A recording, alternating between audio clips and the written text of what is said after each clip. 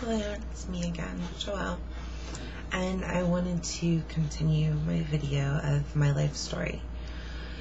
I left off at being 8 years old and moved to a place called the Florida Baptist Children's Home.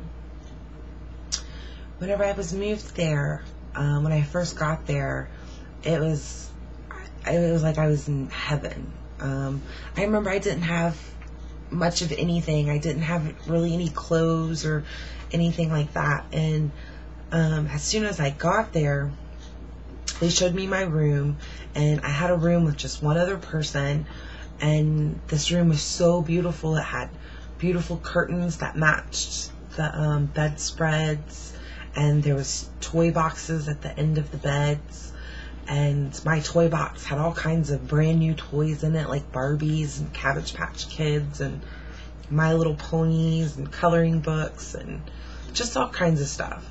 And that day, after I got settled in and met my house parents and stuff, all the kids were still at school whenever I got there. So they took me to the school to enroll me in the school, and then I remember we went to Kmart, was the closest store. And we went to Kmart and we went shopping. And I had never really been shopping before. And it was just so cool to me to where, you know, they were like, you can pick out whatever you want. And I remember like picking out these little underwear that had the days of the week on them. I just thought that was so cool. And, you know, I picked out dresses and, you know, stuff to wear to church and school and shoes, and I was just like so overwhelmed because I just all of a sudden had so much stuff that was mine. At first I didn't really grasp that concept that it was mine, and I was thinking, you know, that this was just stuff that they were going to let me use. And I remember asking them, you know, well, who did I have to share this with? You know, did I have to share with my roommate? And they were like, no. They're like, this stuff is yours. And they took a black permanent marker and they wrote my initials and all my clothes on all my toys and stuff. And that kind of validated that it was mine. So when I first got there, it was just great. You know, I was just like, oh my gosh. I lived in a beautiful house. I mean, it was just a beautiful house. It was nice and big. It had 4 rooms, 2 girls to a room. We had a big bathroom and had a big TV, and we had a Nintendo, and it was just so cool. After I had been there a couple of months, one of the girls that was already at the foster home, she was an older girl, and she had already been placed there for a little while. Another girl came, and I guess they knew each other from a previous foster home or something. I'm not 100% for sure on that, but I know that they knew each other before they were placed together at the Baptist Children's Home. Now, these 2 girls, the one new girl was my roommate, so she lived in my room with me. And I remember in the middle of the night, the other girl would come in there and they would perform oral sex on each other. And I wouldn't say anything. I would just pretend like I was sleeping. I didn't, you know, act like I even knew anything was going on. Well, one night, whenever this was going on, one of the girls came over there and she was like, hey. She's like, wake up. She was like, come here, I want you to do this. And I was like, no, I don't want to do that. And it's like, oh, you're gonna do it. And I was like, no, I'm not. Well, that night I ended up leaving, and I ended up getting in trouble. I didn't leave the foster home, the campus, but I left the house. And they had horses, which was, just falls right into the dream. But they had, you know, this big field with all these horses, and that's where I went. I went and sat on the fence over by the horses and just was looking out the field. And whenever I came back, the lady that was the foster mother of the home, you know, she was like, where have you been at? Why did you leave? You know, just asking me questions. She's like, you can't do that. You have to stay in your bed. You can't leave the house. You know, if you have an issue or problem or something, you just come talk to me, knock on the door, and we'll talk about it. Well, I didn't know how to talk about it because I just didn't really think that it was that big of a problem, and I thought that I had solved it by leaving. Well, I don't remember exactly how it progressed, but I remember both of the girls asking me to perform oral sex on one of them, and I said no, and the girl grabbed me by my hair and hit my head on this wood toy box, but she pulled a patch of my hair out like this freaking big. I remember it was on the side of my head. And the next day I was trying to like comb my hair, and my foster mother was like, "What is going on with your hair?" And then she looked at it and she was like, what happened?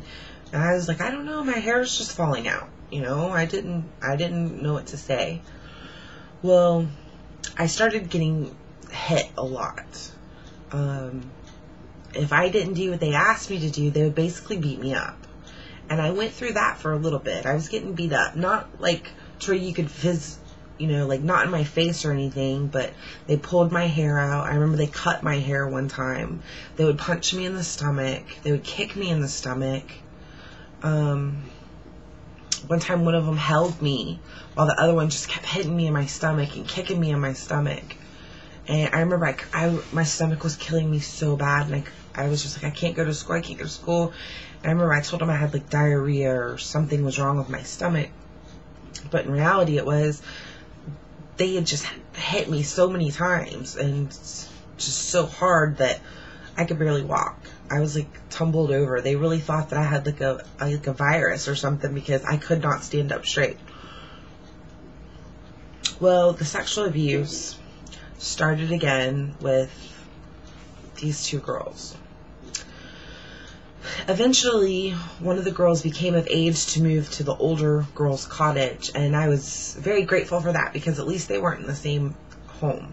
But it really didn't matter because the other girl, both of them were bigger than me. They were both older than me, and the other girl, I then became her main source, I guess you would say, for oral sex.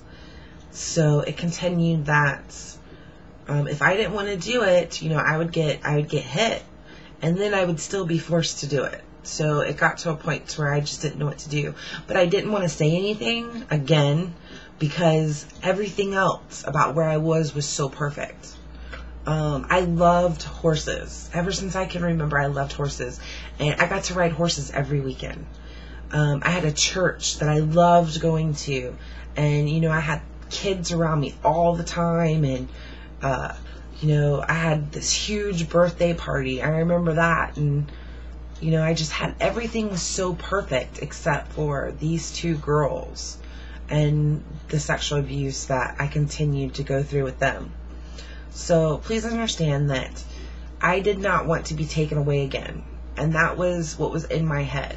You know, if I said anything or if I told, that I would be taken away. I always looked at it as I would be the one that was punished. So I didn't want that to happen. I mean, I was really happy. Other than what these two girls were doing to me, I was really happy where I was at. But you wouldn't have known that because I was a very bad kid. I acted out a lot. I was very mean and very angry. So I had a lot of problems. I had a lot of issues. I started going to therapy while I was there. And that kind of helped, but there was just so many issues that were going on at that time that I couldn't even fathom. I didn't know, but the two girls that were sexually abusing me were meeting up with some of the older boys, I mean much older boys, and were having sex with them. And there was a lot of sexual abuse going on in the household between different other people that I didn't know about either, but it seemed like it all came to a head one day and exploded. And I remember going to the director's house. He lived on campus with us, and he had like a big meeting with all of us, you know, and was like, but it wasn't like, you know, I was being sexually abused or they were being sexually abused. It was like we were bad kids and we were just doing this just for the hell of it. So that put a bad taste in my mouth about saying anything too. So this is video 2, and this is the second part of my childhood. I, at this point, am probably at the age of 10, maybe 11. I've been at the Baptist Children's Home for almost 3 years now. So I've been going through this for almost 3 years. Thank you for listening.